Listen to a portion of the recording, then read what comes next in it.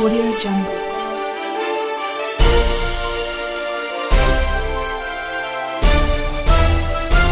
Audio Jungle. नमस्कार दोस्तों, फिर से एक बार विनायक कोचिंग पलसना में आपका हार्दिक स्वागत है। आज हम भारत का जो अफवाह तंत्र चल रहा था उस अफवाह तंत्र को दोस्तों आगे बढ़ाते हैं और आज का चैप्टर जो होगा वो होगा दोस्तों प्रायद्वीपीय पठार के बारे में।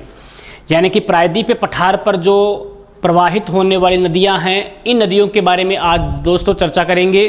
तो आज का जो चैप्टर है, ये चैप्टर हमें नर्मदा नदी से स्टार्ट करते हैं दोस्तों। तो नर्मदा नदी से आज इस प्रायद्वीपीय पठार जो है, इस प्रायद्वीपीय पठार का अध्ययन जो है नदियों के आधार पर स्टार्ट करते हैं। तो आज का अफवाह तंत्र जो होगा वो होगा दोस्तों नर्मदा नदी। काफ़ी पढ़ी है आपने दोस्तों नर्मदा नदी के बारे में, आज इसके बारे में कुछ विशेष जानकारी जो है वो आज देखते हैं दोस्तों। तो नर्मदा नदी, पहला क्वेश्चन आपसे यही पूछ ले, एक एक क्वेश्चन आपको याद रखना है। पहला क्वेश्चन आपसे पूछ ले कि प्रायद्वीपीय जो पठार है, याद रखना दोस्तों, प्रायद्वीपीय जो पठार है, इस प्रायद्वीपीय पठार पर बहने वाली भारत की तीसरी सबसे बड़ी नदी, भारत की तीसरी सबसे बड़ी नदी का नाम पूछे आपसे तो आपको क्या बताना है? नर्मदा नदी ही भारत की तीसरी नदी है, प्रायद्वीपीय पठार पर प्रवाहित होने वाली सबसे बड़ी नदियों के अंदर। दूसरी बात आपने पढ़ी है दोस्तों, भाई प्रायद्वीपीय पठार की जो नदियां हैं, ये नदियां अब आपकी अपनी जीर्ण अवस्था में पहुंच चुकी है, ठीक है। और दूसरी बात आपने पढ़ी है कि पठार पर प्रवाहित होने वाली नदियों के अंदर जल की आवकता जो है वो हिमालय से आने वाली नदियों के मुकाबले में कम होती है। फिर भी अध्ययन के लिए आपको विशेष तथ्य याद रखना है, नर्मदा नदी प्रायद्वीपीय पठार पर बहने वाली भारत की तीसरी सबसे बड़ी नदी मानी जाती है, तो आपको यह भी याद रखना है। अब बात करते हैं नर्मदा नदी का, एक मानचित्र भी लेंगे, उससे पहले इसकी कुछ संक्षिप्त जानकारी देख लेते हैं। तो देखो दोस्तों, नर्मदा नदी का उद्गम देखते हैं तो उद्गम जो है स्थान की बात करते हैं तो अनूपपुर, याद रखना दोस्तों, अनूपपुर जो मध्य प्रदेश में पड़ता है, इस अनूपपुर से क्या है आपकी जो नर्मदा नदी है, इस नर्मदा नदी का उद्गम होता है। यदि क्षेत्र की बात करते हैं तो मध्य प्रदेश जो है, इस मध्य प्रदेश और छत्तीसगढ़ जो राज्य है, इसकी सीमा पर एक पहाड़ी है, पर्वत है, जिसका नाम क्या है? अमरकंटक दोस्तों। और इस अमरकंटक का जो उत्तरी भाग है, इस उत्तरी भाग से जो नदी निकलती है उस नदी का नाम क्या है? तो आपको बताना है नर्मदा नदी। दूसरी बात आपने पढ़ी है दोस्तों, भाई नर्मदा नदी जो है, ये नर्मदा नदी एक भ्रंश घाटी के अंदर बहती है। और ये भ्रंश घाटी किन के मध्य है? कौन सी भ्रंश घाटी के मध्य नर्मदा नदी का प्रवाह क्षेत्र मिलता है? तो आपको बताना है, एक तो पड़ता है कौन सा दोस्तों? विंध्याचल पर्वत जो है, एक तो ये है, और एक जो पर्वत है उसका नाम क्या है? सतपुड़ा जो है, इस सतपुड़ा का जो पठार है, इन दोनों के बीच भ्रंश घाटी में जो नदी बहती है उस नदी का नाम क्या है? नर्मदा नदी। अर्थात विंध्याचल पर्वत और सतपुड़ा के पठार के मध्य भ्रंश घाटी में बहने वाली भारत की वो सबसे बड़ी नदी है जो अरब सागर में गिरती है दोस्तों। यहाँ आपको याद रखना है, यदि लंबाई की बात करते हैं तो 1312 किलोमीटर की इसकी लंबाई मानी जाती है आपकी खंबात की खाड़ी तक। खंबात की खाड़ी में ही इसका अंतिम स्टॉपेज है, ध्यान रखना। यदि अंतिम स्थान की बात करते हैं तो अंतिम स्थान जो है भरूच के निकट, याद रखना दोस्तों, भरूच जो गुजरात राज्य में पड़ता है, इस भरूच के निकट जो आपकी नर्मदा नदी है, ये क्या है? खंबात की जो खाड़ी है, इस खंबात की खाड़ी के अंदर अपना जल जो है वो डालती है। जल डालने से पहले आपने पढ़ा होगा जवनद मुख जो है, इस जवनद मुख का निर्माण जो है, ऐश्वर्य का निर्माण जो है वो आपकी नर्मदा नदी करती है, क्योंकि ये भ्रंश घाटी में बहती है। उस दौरान अवसाद की मात्रा जो है ये अपने अंतिम स्टॉपेज पे डेल्टा नहीं बनाती है, और वहां पर जवनद मुख का निर्माण जो है वो आपकी नर्मदा नदी करती है। अब दोस्तों आपसे क्वेश्चन ये भी पूछा जा सकता है कि जो नर्मदा नदी है, इस नर्मदा नदी का अपवाह क्षेत्र मुख्यतः कौन कौन से राज्यों में सर्वाधिक मिलता है? तो नंबर 1 की बात करते हैं तो मध्य प्रदेश लगभग 87% अपवाह क्षेत्र मध्य प्रदेश में ही मिलता है इसका। इसके अलावा बात करते हैं आपका गुजरात राज्य, लगभग 11.5% अपवाह क्षेत्र जो है वो गुजरात राज्य के अंदर मिलता है।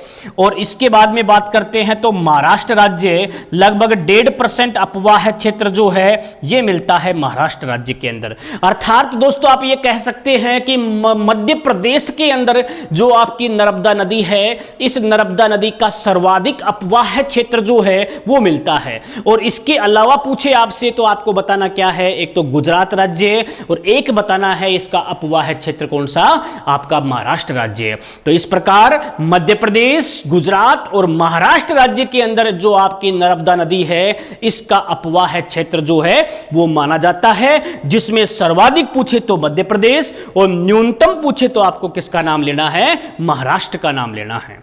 अब देखो दोस्तों आपने पढ़ा है भाई नर्मदा नदी जो है, इस नर्मदा नदी की कुछ विशेष जानकारी जो है वो देखते हैं पहले। तो सबसे पहले आपने पढ़ा है भाई नर्मदा नदी जो है वो जबलपुर के निकट, जबलपुर जो है इस जबलपुर के निकट एक जलप्रपात बनाती है और उस जलप्रपात का नाम क्या है दोस्तों, तो खूब पढ़ा है आपने धुआंधार जलप्रपात। धुआंधार जलप्रपात जो लगभग 23 मीटर की ऊंचाई में फैला हुआ है और इस जलप्रपात का निर्माण जो है वो नर्मदा नदी के द्वारा किया जाता है। दोस्तों आपको याद रखना है, तो जबलपुर के निकट भेड़ाघाट का नाम सुना होगा आपने, मध्य प्रदेश में पड़ता है ये। और यहीं पर क्या है जो आपका धुआंधार जलप्रपात है उसका निर्माण करती है आपकी नर्मदा नदी।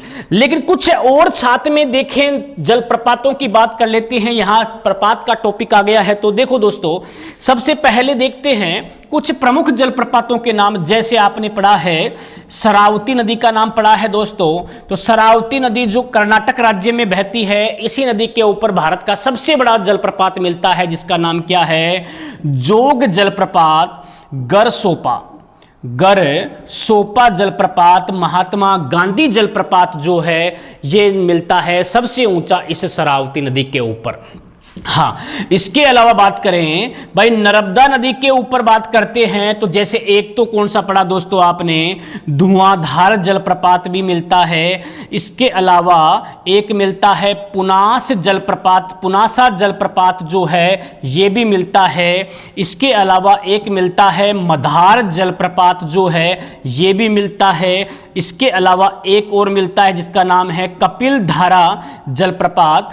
ये सभी जलप्रपात जो है वो आपकी नर्मदा नदी के ऊपर मिलते हैं दोस्तों। एक और जलप्रपात देखते हैं दोस्तों, तो आपने पढ़ा है शिव समुद्रम भी मिलता है। और शिव समुद्रम जलप्रपात जो है ये कहाँ है, आपकी कृष्णा नदी जो है इस कृष्णा नदी के ऊपर बना हुआ है। एक आपने पढ़ा होगा गोकक जलप्रपात, गोकक जलप्रपात जो है ये कृष्णा की एक सहायक नदी है जिसका नाम है गोकक है और इस नदी के ऊपर ये जलप्रपात बना हुआ है। तो आपको याद रखना है कि गोकक जलप्रपात है इसी के ऊपर। इसके बाद में देखें झारखंड जलप्रपात, याद रखना दोस्तों झारखंड जलप्रपात जो है ये किस नदी के ऊपर है, तो नाम लेना है टोंस नदी जो है, इस टोंस नदी के ऊपर झारखंड जलप्रपात जो है ये बना हुआ है। इसके अलावा बात करें दोस्तों नेक्स्ट में तो आता है चित्रकूट, चित्रकूट जो जलप्रपात है ये पड़ता है आपका छत्तीसगढ़ राज्य के अंदर। और इस चित्रकूट जलप्रपात की विशेषता विशेष याद रखना, चित्रकूट जलप्रपात जो है इसे भारत का नियाग्रा जलप्रपात किसे कहते हैं, तो आंसर देना है चित्रकूट जलप्रपात जो है इस जलप्रपात को भारत का नियाग्रा जलप्रपात जो है वो कहा जाता है दोस्तों। इसके बाद में नेक्स्ट देखते हैं, देखो यहां क्वेश्चन आपसे यह भी पूछा जा सकता है दोस्तों कि चित्रकूट जलप्रपात जो है किस नदी के ऊपर बना हुआ है, तो आपको क्या बताना है, इंद्रावती नदी। याद रखना दोस्तों ऐसे क्वेश्चन पूछ सकते हैं। इंद्रावती नदी जो छत्तीसगढ़ के अंदर प्रवाहित होती है, इस इंद्रावती नदी के ऊपर जो चित्रकूट जलप्रपात है इस जलप्रपात को भारत का नियाग्रा जलप्रपात कहते हैं। एक नदी का और नाम पड़ा होगा दोस्तों, स्वर्णरेखा नदी। स्वर्ण रेखा नदी जो है, इस नदी के ऊपर भी एक और जलप्रपात मिलता है जिसका नाम है हुंडूर जलप्रपात। और ये हुंडूर जलप्रपात जो है दोस्तों, ये स्वर्ण रेखा नदी जो है इस नदी के ऊपर मिलता है। इसके बाद में और नेक्स्ट देखते हैं दोस्तों, तो नेक्स्ट जलप्रपात की बात करें तो एक आपने पढ़ा होगा दोस्तों, कावेरी नदी, सॉरी ये कृष्णा, कावेरी, गोदावरी, कोकक। हाँ देखो, शिव समुद्र जलप्रपात जो है ये कावेरी नदी के ऊपर जलप्रपात है ये। हाँ, जबकि शिव समुद्रम जो है बांध कृष्णा नदी के ऊपर है। ठीक है, अब देखो यहां से ये कुछ जलप्रपातों के नाम आपने पढ़े हैं। अब इसका अपवाह क्षेत्र देखते हैं, उससे पहले एक बार रिवाइज देख लो थोड़ा सा। आपने पढ़ा है प्रायद्वीपीय पठार की नदियों के अंदर चल रहे हैं जो अपनी जीर्णशीर्ण अवस्था है, पानी की आवकता जो है वो इनके अंदर कम मिलती है। और उसमें पहली नदी का नाम पढ़ा है आपने नर्मदा नदी। और नर्मदा नदी का उद्गम कहां से होता है तो बताना है अनूपपुर मध्य प्रदेश। पहाड़ी का नाम पूछे तो मध्य प्रदेश। और छत्तीसगढ़ की सीमा पर अमरकंटक का पठार जो है, इस पठार के उत्तरी भाग से निकलती है आपकी नर्मदा नदी। इसके बाद में इसका क्षेत्र पूछे कि भ्रंश घाटी के अंदर बहती है, और कौन सी भ्रंश घाटी में तो विंध्याचल और सतपुड़ा का जो पठार है इनके बीच में आपकी नर्मदा नदी जो है भ्रंश घाटी में बहती है। लंबाई पूछे तो 1312 किलोमीटर की इसकी लंबाई है। अंतिम स्थान पूछे तो भरूच गुजरात जो है, यहां इसका अंतिम स्टॉपेज है, खंबात की खाड़ी में गिरती है। अपवाह क्षेत्र पूछे तो सर्वाधिक मध्य प्रदेश, गुजरात और महाराष्ट्र राज्य के अंदर मिलता है। नर्मदा नदी जबलपुर के निकट भेड़ाघाट के समीप धुआंधार जलप्रपात बनाती है 23 मीटर के लगभग। इसके अलावा कुछ जलप्रपात का नाम याद रखना है, जैसे शरावती भारत का सबसे ऊंचा बनाती है जोग जलप्रपात। नर्मदा के और प्रपात देखते हैं तो धुआंधार है, पुनासा जलप्रपात है, मधार जलप्रपात है, कपिलधारा जलप्रपात है। ये सभी जलप्रपात जो है आपकी नर्मदा नदी बनाती है। शिव समुद्रम जलप्रपात कावेरी पर है, बांध है कृष्णा नदी के ऊपर दोस्तों। गोकक बांध कृष्णा की सहायक नदी गोकक के ऊपर प्रपात बना हुआ है। झारखंड जो जलप्रपात है ये टोंस नदी के ऊपर बना हुआ है। चित्रकूट जलप्रपात जो छत्तीसगढ़ में है इंद्रावती नदी के ऊपर, यह भी प्रसिद्ध है। और इस जलप्रपात को भारत का नियाग्रा जलप्रपात कहते हैं दोस्तों।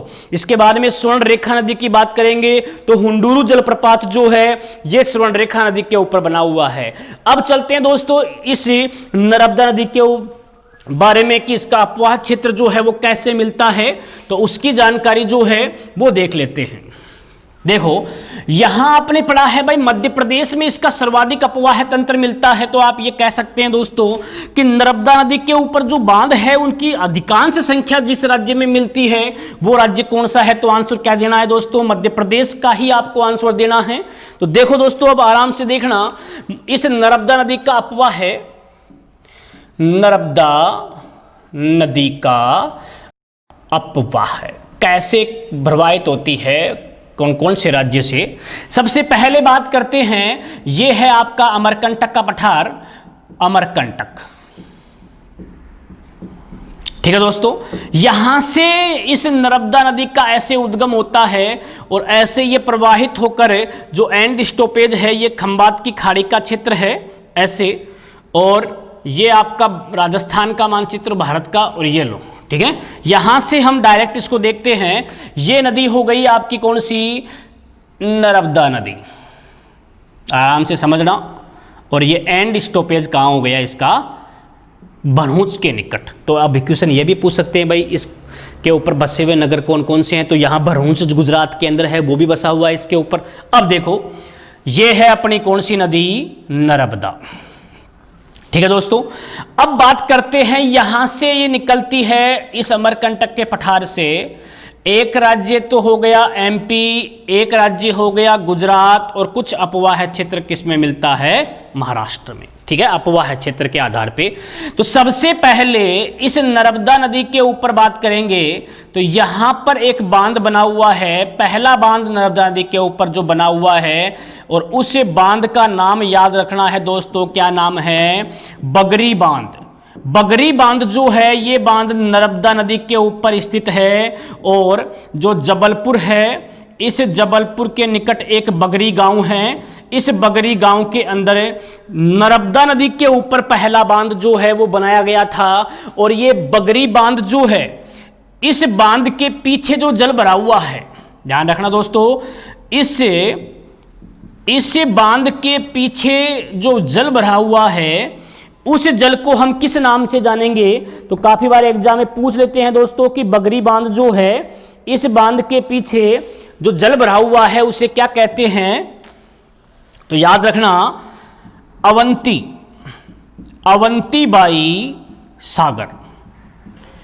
मध्य प्रदेश में नर्मदा नदी के ऊपर बना हुआ पहला बांध जिसका नाम है बगरी बांध, और बगरी बांध जो है वो जबलपुर से पहले पड़ता है, और इस बांध का जो भरा हुआ जल है वो किस नाम से जाना जाता है? तो आपको बताना है दोस्तों अवंतीबाई सागर।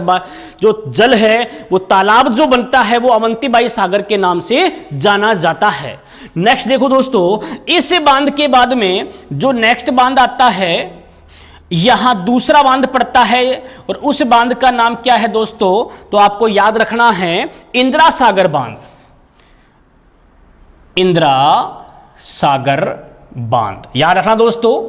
इंदिरा गांधी जो परियोजना है उसी प्रकार आपको इंदिरा सागर बांध का नाम याद रखना है। इंदिरा सागर बांध जो है यह बांध आपका मध्य प्रदेश में है, और इस नदी के ऊपर दूसरा बांध है। कहां स्थित है तो आपको बताना है, ये एमपी यहां लिखता हूं। मध्य प्रदेश का एक जिला है जिसका नाम है निमाड़ जिला, निमाड़ा। ये निमाड़ा जो जिला है मध्य प्रदेश का, इस निमाड़ा जिले के अंदर एक स्थान जो मैंने बताया था पुनासा, ये जो पुनासा स्थान है, इस पुनासा स्थान के निकट जो बांध नर्मदा नदी के ऊपर बना हुआ है उसका नाम है दोस्तों इंदिरा सागर बांध।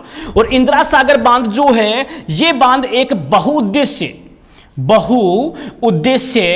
परियोजना के अंतर्गत शामिल किया जाता है दोस्तों, याद रखना। तो इंदिरा सागर बांध का नाम आते ही कहां बताना है? नर्मदा नदी के ऊपर। राज्य का नाम पूछ ले तो क्या बताना है? मध्य प्रदेश राज्य, और निमाड़ा जिला है, और पुनासा के निकट ये बांध बना हुआ है।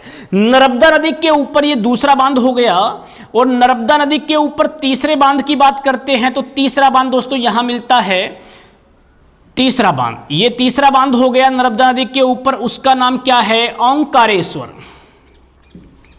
ओंकारेश्वर बांध याद रखना दोस्तों। और ये बांध भी नर्मदा नदी के ऊपर बना हुआ तीसरा बांध है। और आपको याद रखना है कि इंदिरा सागर बांध के 40 किलोमीटर दक्षिण में, 40 किलोमीटर दक्षिण में जो बांध है नर्मदा नदी के ऊपर, उस बांध का नाम क्या है? तो आपको आंसर देना है कौन सा? ओंकारेश्वर बांध। अब क्वेश्चन आपसे यह भी पूछ ले कि मध्य प्रदेश का ओंकारेश्वर जो नगर है वो किस नदी के किनारे बसा हुआ है, तो सीधा आंसर क्या देना है? तो आंसर देना है आपका नर्मदा नदी के ऊपर बसा हुआ है। ठीक है दोस्तों, तो यहां 3 बांध हो गए। एक बांध हो गया आपका बगरी बांध, पहला बांध है, फिर आता है इंदिरा सागर बांध, तीसरा बांध आता है ओंकारेश्वर बांध। ठीक है दोस्तों, अब यहां से चौथा बांध देखते हैं। यहां है नर्मदा नदी के ऊपर चौथा बांध, और उस बांध का नाम क्या है दोस्तों? तो आपको बताना है महेश्वर। महेश्वर बांध जो है, ये महेश्वर बांध जो है नर्मदा नदी के ऊपर बना हुआ चौथा बांध है दोस्तों। और ये बांध जिस राज्य में है उस राज्य का नाम आपको याद रखना है, कौन सा है? मध्य प्रदेश राज्य के अंदर ही ये चौथा बांध जो है वो आपका इस नर्मदा नदी के ऊपर बना हुआ है। यहां एक चीज याद रखना दोस्तों कि ये जो महेश्वर बांध है, ये महेश्वर बांध जो है, इस बांध के का निर्माण कहां हुआ है? नर्मदा नदी के अंदर एक नदी आके मिलती है जिसका नाम है बेदा नदी। इस बेदा नदी के संगम के ऊपर जो बांध बनाया गया है उस बांध का नाम क्या है? तो आपको बताना है महेश्वर जो सागर बांध है, इस बांध का निर्माण नर्मदा नदी के ऊपर बेदा नदी के संगम पर किया गया है दोस्तों। तो याद रखना ये चौथा बांध। अब क्वेश्चन आपसे ये भी पूछ सकते हैं कि नर्मदा नदी के ऊपर मध्य प्रदेश में बना हुआ अंतिम बांध कौन सा है? तो आंसर क्या दोगे? महेश्वर सागर बांध। नर्मदा नदी के ऊपर बना हुआ मध्य प्रदेश में पहला बांध कौन सा है? तो आंसर क्या दोगे दोस्तों? तो बगरी बांध। बगरी बांध पहला बांध है, और महेश्वर सागर बांध जो है ये अंतिम बांध जो है ये माना जाता है इस नर्मदा नदी के ऊपर। नेक्स्ट देखो दोस्तों, अब गुजरात राज्य का क्षेत्र आता है, नर्मदा जिला जो है नवागांव। यहां पर नवागांव नर्मदा जिला, ठीक है। और यहां पर इस नदी के ऊपर एक बांध बनाया गया जिसका नाम क्या है? सरदार सरोवर बांध, जिसका नाम तो आपने काफी बार सुना है दोस्तों। सरदार सरोवर बांध नर्मदा नदी के ऊपर बना हुआ सबसे बड़ा बांध है दोस्तों, याद रखना, जो गुजरात राज्य के अंदर है, नर्मदा जिला है, नवागांव के निकट इस बांध का निर्माण किया गया है, जो इस नदी के ऊपर बना हुआ सबसे बड़ा बांध है दोस्तों, याद रखना। अब यहां से आगे ये जो आपकी नदी है वो भरूच के निकट जो है वो कहां गिर जाती है, खंबात की खाड़ी में गिर जाती है दोस्तों। तो इस प्रकार ये मुख्य मुख्य बांध जो है वो आपको याद रखने हैं। पहला बांध पड़ा बगरी बांध, फिर पड़ा इंदिरा सागर बांध, फिर पड़ा ओंकारेश्वर बांध, फिर पड़ा महेश्वर बांध, फिर पड़ा अपने सरदार सरोवर बांध। इसी बांध से राजस्थान के जालोर बाड़मेर में नर्मदा नहर का निर्माण जो है 78 किलोमीटर की लंबाई में किया गया है। और लाभान्वित जिले में आपने पढ़ा है जालोर और बाड़मेर मुख्य माने जाते हैं।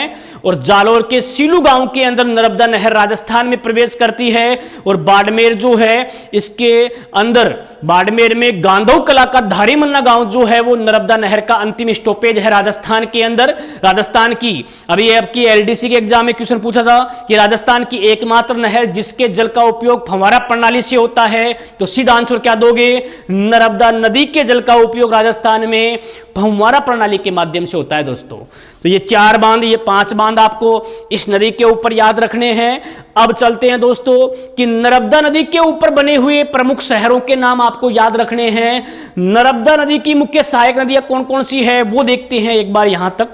तो यहां तक आपने समझ लिया है। अब देखो यहां से आगे चलते हैं तो आता है नर्मदा नदी की मुख्य सहायक नदियों की बात करते हैं। काफी बार एग्जाम में पूछ लेते हैं। तो सहायक नदियों के अंदर देखो, एक तो याद रखना है तवा है, एक याद रखना है शक्कर है, एक याद रखना है हिरन है, इसके अलावा एक याद रखना है आपको बरेना है, एक है वर्नेर है, एक है बेयान है। इसके अलावा एक ये नदी का नाम और याद रखना है, उसका नाम दोस्तों याद रखना चंद्रकेसर। चंद्रकेसर जो है एक नदी ये हो गई। इसके अलावा एक है उट्टी है, एक है बेदा है। ये सब नदियां जो है आपकी इस नर्मदा की सहायक नदियां हैं दोस्तों। दोबारा देखना, तवा, शक्कर, हिरन, ठीक है, माचक भी आती है एक सहायक नदी, याद रखना थोड़ा दोस्तों, माचक, तवा, शक्कर, हिरन, बरेना, वर्नेर, बेयान, चंद्रकेसर, ऊटी, बेदा, माचक, ये सभी दोस्तों आपकी जो नर्मदा नदी है इस नर्मदा की सहायक नदियों के अंदर शामिल की जाती है। अब दोस्तों यहां आपसे क्वेश्चन पूछ सकते हैं कि नर्मदा नदी के ऊपर बसे हुए प्रमुख शहर जो है, बसे हुए प्रमुख शहरों की बात करते हैं तो मुख्य मुख्य ऐसे कौन से शहर हैं जो नर्मदा नदी के ऊपर बसे हुए हैं, तो आपको बताना है। एक तो हो गया आपका अमरकंटक, याद रखना दोस्तों, अमरकंटक जो है ये इसी नदी के ऊपर बसा हुआ है। एक है ओंकारेश्वर, ओंकारेश्वर जो है ये भी इसी नदी के ऊपर बसा हुआ है। इसके अलावा झाबुआ का नाम सुना है, झाबुआ भी इसी नदी के किनारे बसा हुआ है। इसके अलावा होशंगाबाद, होशंगाबाद जो है होशंगाबाद भी इसी नदी के किनारे बसा हुआ है। इसके अलावा देखिए राजपीपला, राजपीपला भी इसी नदी के किनारे पर बसा हुआ है। इसके अलावा देखिए भरूच, भरूच जो है ये भरूच भी आपका इसी नदी के किनारे बसा हुआ है। महेश्वर, याद रखना दोस्तों, महेश्वर भी इसी नदी के किनारे पर बसा हुआ है, ठीक है। मडला, एक मडला गांव है, मडला शहर जो है ये भी इसी नदी के किनारे पर बसा हुआ है। तो इस प्रकार आपको नर्मदा नदी के ऊपर बसे हुए प्रमुख शहरों के अंदर अमरकंटक है, ओंकारेश्वर है, झाबुआ है, होशंगाबाद है, राजपीपला है, भरूच है, महेश्वर है, मडला है आदि स्थान जो है ये सभी स्थल जो है आपके इसी नदी के किनारे पर बसी हुई हैं दोस्तों। इसके बाद में यदि अपन बात करते हैं बड़ोदरा की, देखो दोस्तों बड़ोदरा भी इसी नदी के किनारे बसा हुआ है, बड़ोदरा है। इसके अलावा हम देखें जबलपुर का नाम सुना है आपने, जबलपुर भी क्या है, इसी आपकी नर्मदा नदी के ऊपर बसा हुआ है। तो इस प्रकार आपने नर्मदा नदी के बारे में एक संक्षिप्त परिचय के माध्यम से इसके ऊपर बने हुए बांध और इसके सहायक नदियां हैं, शहरों के नाम हैं, इसका अपवाह क्षेत्र है, कौन कौन से राज्यों से निकलता है ये इसका अपवाह है, उसके बारे में जानकारी देखी दोस्तों। अब यहां से चलते हैं इसी भ्रंश घाटी के आगे दूसरी भ्रंश घाटी में आपकी जो ताप्ती नदी प्रवाहित होती है, इस नदी के बारे में चलते हैं दोस्तों। नर्मदा नदी से अब चलते हैं ताप्ती नदी के अंदर। दोस्तों सभी नदियों के चैप्टर हम आराम से देख रहे हैं। जितने चैप्टर आपने देख लिए हैं उन सभी को अच्छी तरीके से याद कर लेना दोस्तों। तो नेक्स्ट पॉइंट स्टार्ट करते हैं। आती है आपकी ताप्ती नदी। देखो दोस्तों, ताप्ती नदी नर्मदा नदी के बाद में भ्रंश घाटी में बहने वाली भारत की दूसरी सबसे बड़ी नदी मानी जाती है। इसके बारे में आपको पता है पहले। तो देखो, सबसे पहले बात करते हैं उद्गम स्थल की। उद्गम जो है ये कहाँ से होता है? तो मध्य प्रदेश राज्य है। इस मध्य प्रदेश का बैतूल जिला याद रखना दोस्तों। और बैतूल जिला जो है, इस बैतूल जिले के अंदर एक पहाड़ी है जिसका नाम क्या है? मुलताई जो है। इस मुलताई की पहाड़ी से जिस नदी का उद्गम होता है वो नदी कौन सी है? तो आंसर देना है ताप्ती नदी। दूसरी बात, ताप्ती नदी की यदि लंबाई की बात करते हैं तो लंबाई कितनी है? तो 700 लगभग 24 किलोमीटर की लंबाई है इस ताप्ती नदी की। और इसका अंतिम स्टॉपेज देखते हैं तो दोस्तों ये तो आपने काफ़ी पढ़ा है। अंतिम स्टॉपेज वैसे कहाँ पड़ता है? तो खंबात की खाड़ी जो है, इस खंबात की खाड़ी के अंदर जो आपकी ताप्ती नदी है उसका अंतिम स्टॉपेज है कहाँ? तो आपसे क्वेश्चन पूछ ले कहाँ पर गिरती है? तो दुमास। दुमास जो स्थान है ये गुजरात में पड़ता है। और इस दुमास नामक स्थान पर जो आपकी ताप्ती नदी है ये नदी कहाँ गिरती है? खंबात की खाड़ी में। तो ये नदी खंबात की खाड़ी में गिरने से पहले किसका निर्माण करती है? तो जवर्नद मुख जो है, इस जवर्नद मुख का निर्माण करती है आपकी नदी कौन सी? ताप्ती नदी। क्योंकि ये भी डेल्टे का निर्माण नहीं करती है, ये भी सागर में गिरते समय जवर्नद मुख जो है, एस्चुरी जो है उसका निर्माण करती है, याद रखना। दूसरी बात आपने पढ़ी है दोस्तों कि ताप्ती नदी जो है इस नदी का अपवाह जो है, ये अपवाह भी किस प्रकार का है? एक भ्रंश घाटी के अंदर। ये नदी भी एक भ्रंश घाटी में प्रवाहित होती है। और वो भ्रंश घाटी कौन सी है? तो आपको याद रखना है कि जो आपका सतपुड़ा का पठार है, सतपुड़ा और जो अजंता की पहाड़ियां हैं, इन पहाड़ियों के मध्य जो आपकी भ्रंश घाटी में बहने वाली नदी है वो कौन सी है? तो आपको बताना है कौन सी नदी? ताप्ती नदी। ठीक है, भ्रंश घाटी में बहती है। यदि इसका अपवाह क्षेत्र देखते हैं दोस्तों, तो अपवाह क्षेत्र की बात करेंगे तो अपवाह क्षेत्र देखो, एक तो पड़ता है इसका महाराष्ट्र में, एक पड़ता है इसका मध्य प्रदेश में, और एक पड़ता है इसका किस में? गुजरात में। ठीक है दोस्तों। हाँ, यदि क्वेश्चन ये पूछ ले कि नर्मदा नदी जो है दोस्तों, इस नर्मदा नदी का सर्वाधिक जो अपवाह क्षेत्र है ये कहाँ मिलता है? तो आपको क्या बताना है? महाराष्ट्र में। लगभग 79% अपवाह क्षेत्र महाराष्ट्र में मिलता है, 11% तक अपवाह क्षेत्र मिलता है मध्य प्रदेश में, और 6% तक अपवाह क्षेत्र कहाँ मिलता है दोस्तों? तो आपको आंसर देना है कहाँ पर? इस गुजरात में। भाई 11 से 15 के बीच में मिलता है दोस्तों। तो इस प्रकार आपकी जो ताप्ती नदी है उसका सबसे ज्यादा अपवाह मिलता है महाराष्ट्र में, जबकि न्यूनतम अपवाह पूछे तो क्या बताना है? गुजरात राज्य के अंदर। ठीक है, अब यहां से आगे देखते हैं दोस्तों, जो ताप्ती नदी है इस नदी के किनारे पर बसे हुए कुछ शहरों के नाम जो है मुख्य वो देख लेते हैं एक बार। हाँ, तो मुख्य शहरों की बात करेंगे तो जैसे आपने पढ़ा होगा, प्रमुख शहरों के अंदर चलते हैं तो एक तो आता है कौन सा? सूरत, जो आपने काफी बार पढ़ा है। सूरत शहर भी इसी नदी के किनारे बसा है। इसके अलावा बात करें भूसावल शहर भी बसा हुआ है। इसके अलावा देखें तो हजीरा जो है, ये हजीरा भी इसी के किनारे पर बसा हुआ है। मुख्य शहरों के अंदर है सूरत है, भूसावल है, हजीरा है, ये देखिए आपने। इसके अलावा और भी देख सकते हो आप, जैसे आपका आता है बहारनपुर जो है ये आता है। इसके अलावा बैतूल जो है, बैतूल जिला भी आता है आपका, बहारनपुर है, बैतूल जिला है। ये सभी क्या है आपके बैतूल इस ताप्ती नदी के किनारे बसे हुए हैं। आपने दो प्रसिद्ध परियोजना पढ़ी होगी, एक तो है काकरापार कह दो, काकरापाड़ जो परियोजना है, और एक उकाई का नाम पढ़ा होगा दोस्तों, उकाई परियोजना। काकरापार परियोजना और उकाई परियोजना जिस नदी के ऊपर है उस नदी का नाम क्या है? तो आंसर क्या देना है दोस्तों? ताप्ती नदी। ताप्ती नदी खंबात की खाड़ी में गिरने वाली भारत की दूसरी सबसे बड़ी नदी है। यदि क्वेश्चन ये पूछ ले कि खंबात की खाड़ी में गिरने वाली दूसरी सबसे बड़ी नदी कौन सी है, तो भी आंसर क्या दोगे आप?